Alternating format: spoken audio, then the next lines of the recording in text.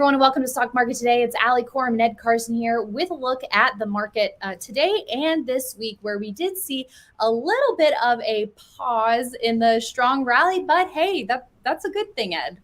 Yeah, it is a good thing. Maybe it would have been better if it had even more of a pause. It's nice to see this strength, but we can talk about more about that. A lot of stocks could use a break, but three stocks that don't necessarily need a break are Marriott, Regeneron, and Carlisle. Okay, well, we'll get to those first. Let's take a look at the major indexes. So the NASDAQ composite finishing the day down just 0.2%. We also had the Russell 2000 looks like roughly flat, maybe slightly lower by the end of the day. But on the upside, the S&P 500 up about 0.5% and the Dow up 0.4%. So last week, very notable in that we had the follow through day and on the S&P to kick off this rally, and then the NASDAQ shortly thereafter joining it. So a big week of strength last week. So how does this week stack up and factor into how traders should be positioning themselves?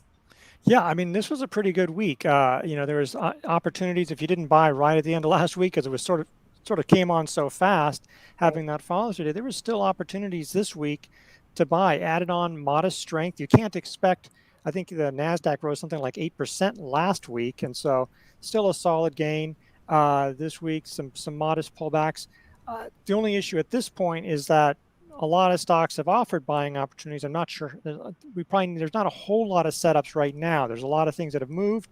If you got exposure into them, that's great, but you might want to wait for some more. So it wouldn't be the worst thing to have a pause here, but definitely nice to see the NASDAQ clearly above its 50-day line and continuing to move higher.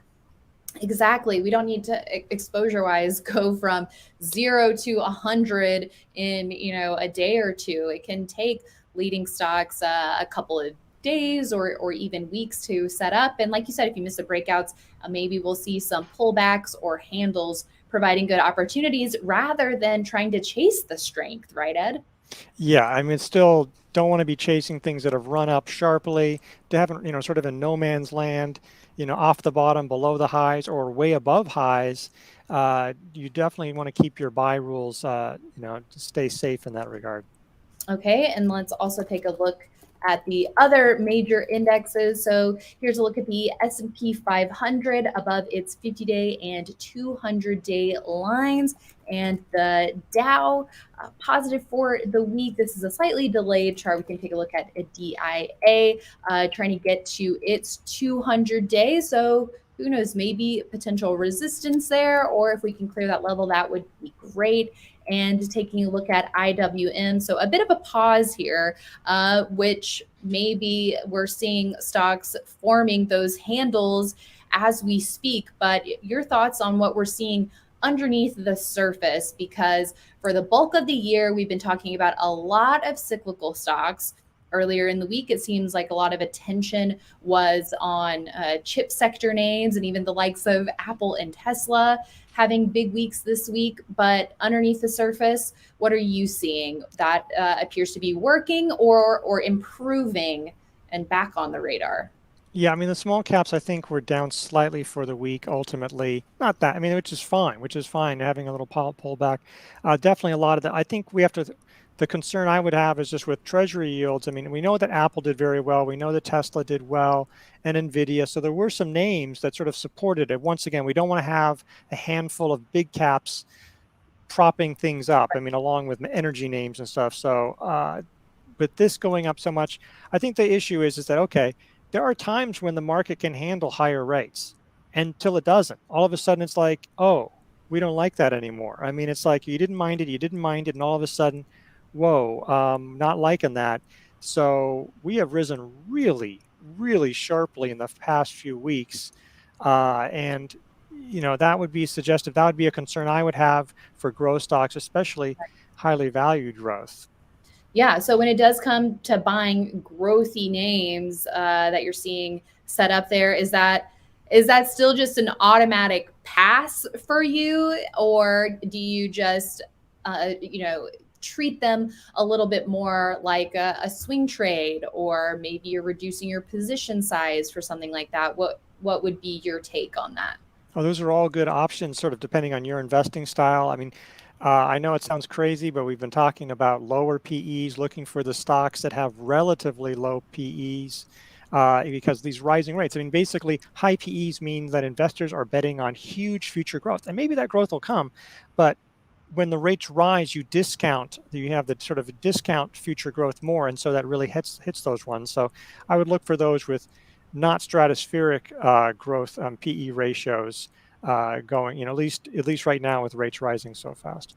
Yeah, and I think for the most part, though, if you are screening for technical setups in the way that we do, those are by and large going to be what's showing up because the highly valued growth stocks have just taken such big hits. Yes, maybe some of them are turning a corner and bouncing off lows, but if you're looking for the traditional setups like we like to look at with base patterns or pullbacks in the context of a prior uptrend, that's probably what you're going to be getting is more of those lower PE stocks in a lot of cases. Yeah, that's actually a really good point. I mean, you can just sort of throw out, oh, I don't care. I think you're so silly to talk about PE ratios. Well, that's right, but you're still going to find stocks that have lower PEs right now. Yeah, just don't try to tell the market what to do. The market's telling you what's working right now.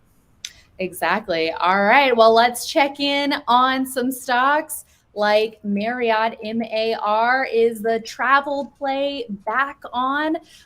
Did take a tumble here down from about 185 to 146, but a sharp recovery and now trying to tighten up. Yeah, this is sort of a wild jungle safari kind of stock lately. It hasn't been so calm. I mean, every time you think it's going to get going, this and so many others. Obviously, the Ukraine war, surging oil prices, which mean jet costs and jet fuel costs, and maybe just deterring people from wanting to travel, knock those stocks. It's come back up, V-shaped consolidation. It needs another week for a base. It sort of already has a handle. It sort of tried to peek out of that, providing an early entry, and that handle is right around the old buy point, which is no longer valid, but still is sort of relevant. I think it's just one to be watching here because this is like, yeah, travel. I mean, this one is obviously very headline risky, but there are reasons why you think that if we could move past the Ukraine war, that travel would have a good tailwind. But that's a lot of caveats right there. Mm-hmm. Okay, well, it's a space we're watching, and we'll have to see how the group stacks up in our weekly industry group review every Monday on IEBD Live. Right now, it looks like leisure lodging at 57.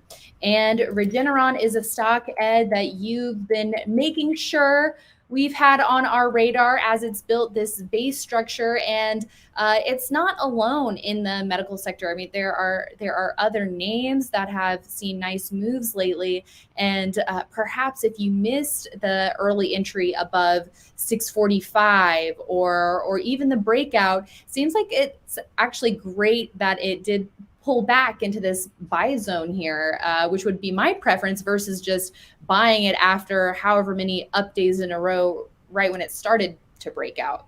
Yeah, and this is right. It looked a little bit, even though it was nice moves, a lot of high volume moves, there was nice action, but it just sort of felt like, well, this is due for a pullback. This is one reason why we like to see handles before the breakout, but now it's formed sort of a high handle. The handle is basically formed in that buy zone. You could buy it now, and it's sort of another opportunity because it seems to have had its pullback. Doesn't mean it won't.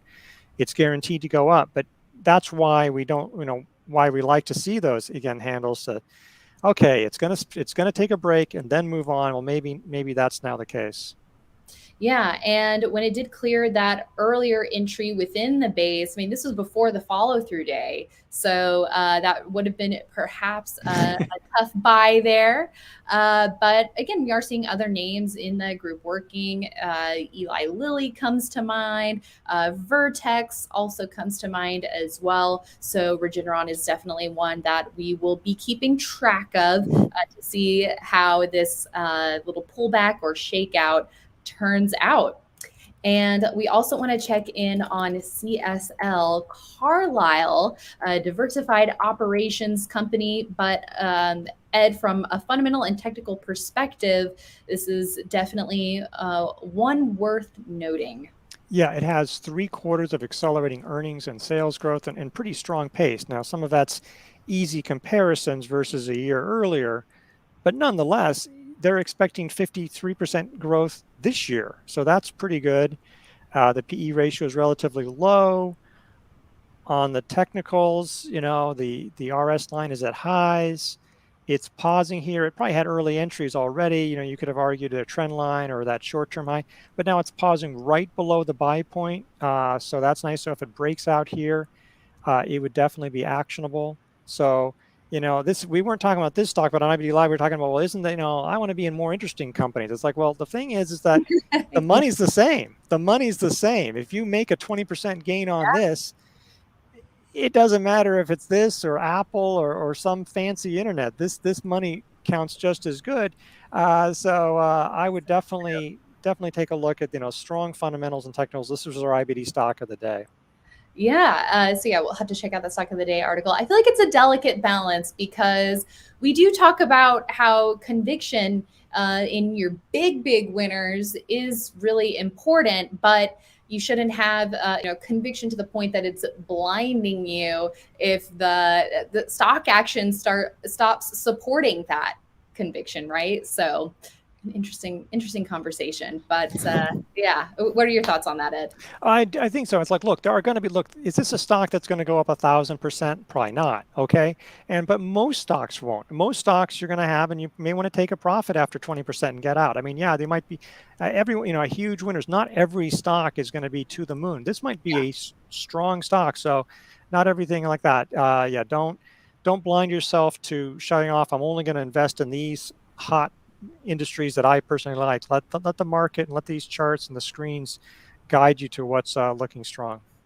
Very well said, Ed. Okay, so as we turn our eye to next week's trade, what should investors be doing? It seems like keeping watch lists fresh, looking perhaps for new setups if they want to add exposure, but not just forcing trades. Let it, like you said, waiting for the market to come to them with those setups that are ideal entries, not just, hey, I guess, this is clearing resistance, but the volume's not really there, or it's breaking out, but the group's not that great, or it's broke out a couple days ago, so I guess now I'll buy it. Those are just, some of the conversations that investors may be having with themselves. But what is a good plan of action for next week? Yeah, definitely work on those watch lists. There's going to be some turnover. Definitely stocks that are now off of it because they've done well or extended or they didn't work out. And keep an eye on things that are forming handles. And yeah, don't force it.